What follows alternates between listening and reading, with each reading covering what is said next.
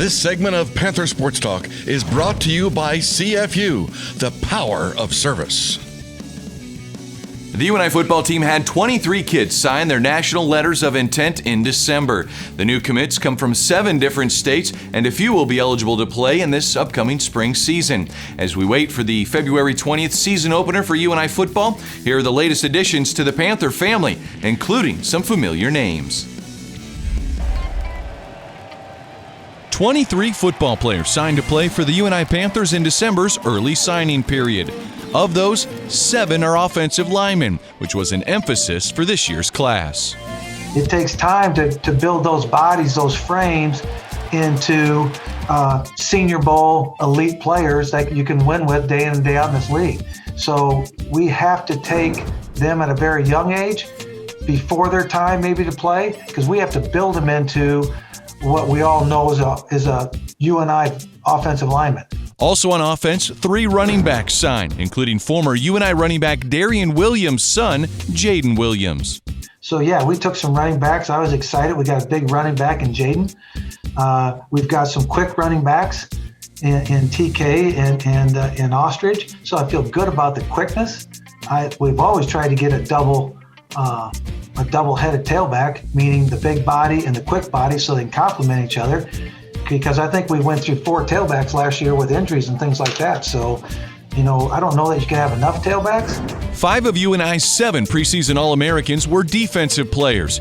Defensive additions include 2 linebackers, 3 defensive linemen, and 3 defensive backs.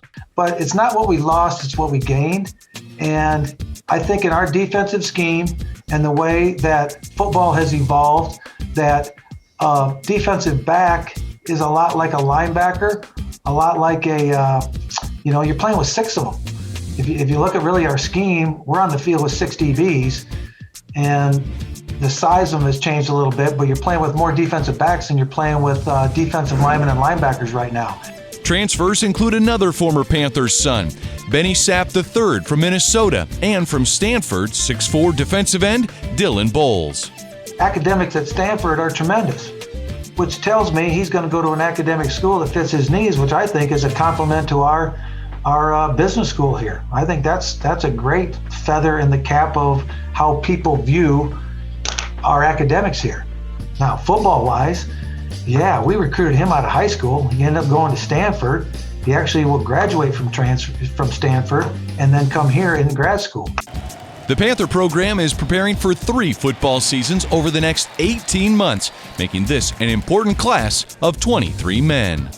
So there's a lot going on here in my head when I'm trying to piece this together for depth, for COVID, for 2022, and for what's the best thing for UNI football. And there's a lot of great students on here, and there's a lot of players that came here academically to create careers, just like a lot of guys on there are trying to create an NFL opportunity as well, as much as a business opportunity. So that's what we're here for, to develop young men. We take pride in that. We want to be the best at that. And the only thing that was guaranteed this list of players is that they're going to have to work, earn their spot, and they're going to have to work to keep their spot. And if they go through the process, they're going to have an opportunity to be really successful. The Panthers' spring practice season fires up January 11th with the season opener scheduled for February 20th in a home game against Illinois State. The high school signees can't play in the spring, but any transfers that didn't play this past fall can suit up for the games this spring.